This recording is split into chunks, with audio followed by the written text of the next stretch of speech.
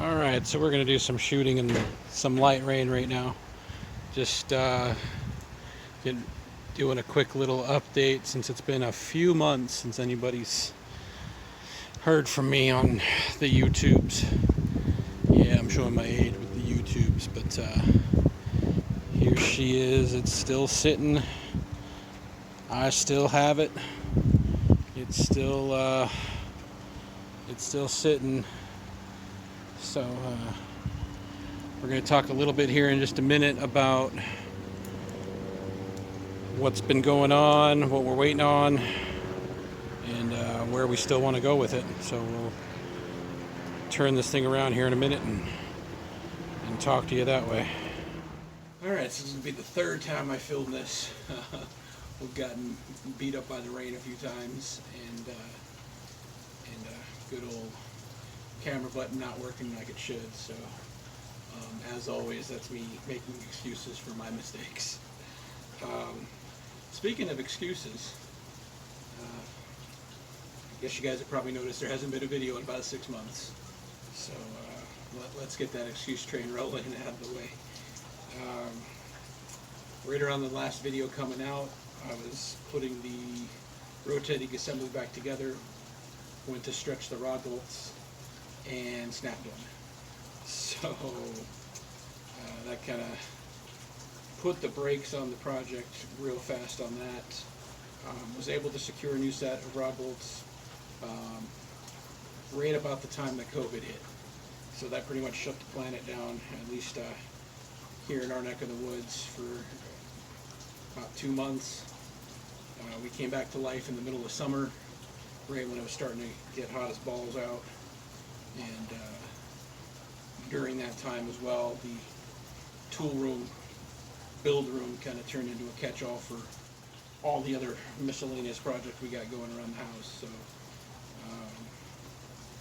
the motivation to get into that room and move things around and really take on a part of the build that I just feel personally unqualified for has not been high.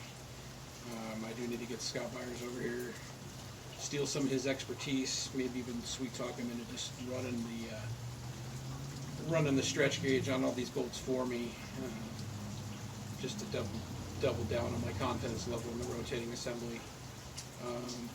But yeah, that's kind of my laundry list of excuses there. Nothing makes up for the fact that it's mostly just been me being lazy.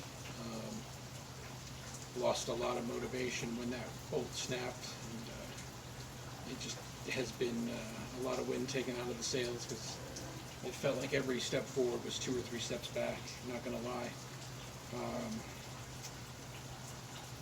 This also has been a mostly solo project since I got the car back a year ago. I say mostly because I still owe a huge debt of gratitude to Robert at Hush 22 Performance. He was instrumental in the repair of the cylinder head, going so much as to sponsor a good portion of that. So Robert, I know you don't do that often. I know it hasn't always been easy for you to do that, and I really do appreciate it. I will make it worth your while. It may still take a little while to get there, but we're going to get there, guarantee it. So many other people have tried to motivate me, poke me with the stick, shake me up a little bit, try to get the juices flowing, and it's working, guys. I know it's all in fun when we talk trash to each other, but I hope you know that it is going to happen. It's just got to happen on my time and my terms. So Jose and Joe and Irish and some of you other guys out there, don't worry, I'm coming for you. One thing I found during the tear down and rebuild is the flywheel. The bolt holes where it mounts the crank flange are ovaled out a little bit. I don't know if there's a spec to it or not. Seems like everything was torqued down. There was no play, at least by hand, on that flywheel against the crank, but the aluminum seemed to be worn out a little bit, kind of cratered where the heads of the bolts meet up with the aluminum. So I think we're going to switch to a chrome moly lightweight flywheel. Not sure yet of which brand, but there's 2 or 3 out there that I would feel really confident in running. The Excetti Stage 2 clutch that's in there came out still looking flawless. I don't think I'm going to put a new clutch in just because I don't want to mess with the braking on it. Speaking of that, we decided to go with the rings and bearings that were in there. All other things being pretty fresh. I think we're going to be safe with everything. Everything kind of checked out on the ring gap measurements and the faces. You know, if you know anything about rings, all seem really square still. So I think we're going to get away with that. The bearings just slightly polished from new, so that might help us avoid some lengthy break-in times. So yeah, that's kind of where we're at the end of August here in 2020. This has been one crazy roller coaster year so far, man. So let's keep our fingers crossed. We continue to keep going and striving and making steps to get through it. I will do my best not to take more months off from videos and progress and building. And yeah, guys, if you got any questions, any comments, any criticisms, not trash talk, no hate, but criticisms, you know, something that you can provide some feedback to, I'm all for it. Constructive criticism. I've gotten some comments from folks across the world now, South Africa, stuff like that, you know, have voiced some concerns about secretive builds. I'm not trying to keep any secrets, guys. This is an old build. I'm getting to be an old man, and we don't have the documentation that we did from that time frame when this was built. So we're all going off of what was printed in the local forum boards from over 10 years ago now, and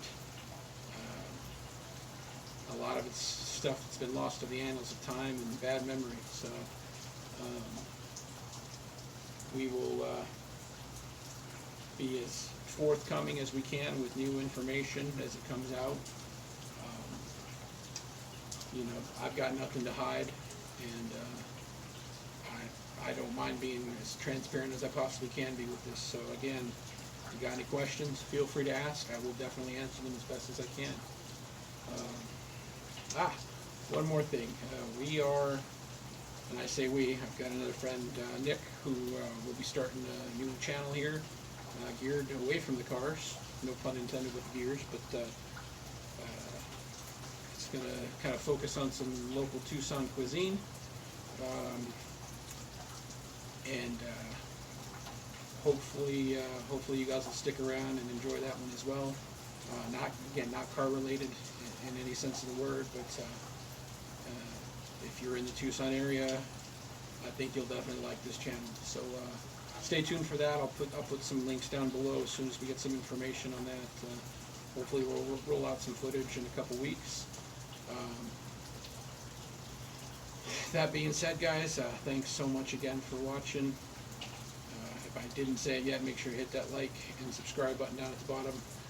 I don't know how often I'm going to put videos out just yet as far as any sort of frequency, but if you want to hit that notification bell down below, ain't nobody going to get mad at you for it. But as always, thanks for watching, and I just dropped my button, so it's going to be Tilted Shamrock out.